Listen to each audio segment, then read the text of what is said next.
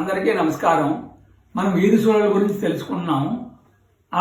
ఆ సందర్భంలో మనకి ఏటిగట్లు, కాలువ గట్లు వీధి సూళల యొక్క ప్రభావాన్ని ఒకసారి కలిగిస్తాయి.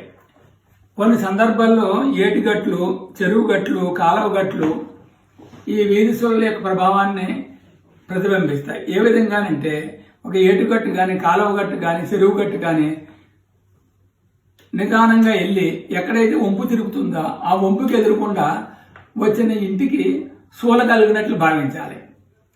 ఉదాహరణకు ఒక ఏటుగట్టు ఉంటుంది. ఆ ఏటుగట్టు నిదానంగా వెళ్ళి ఎక్కడైతే వంపు తిరుగుతుందో ఆ వంపుకి ఎదురకుండా ఉన్న ఇంటికి వీధి సూల ఉన్నట్లు లెక్కించాలి.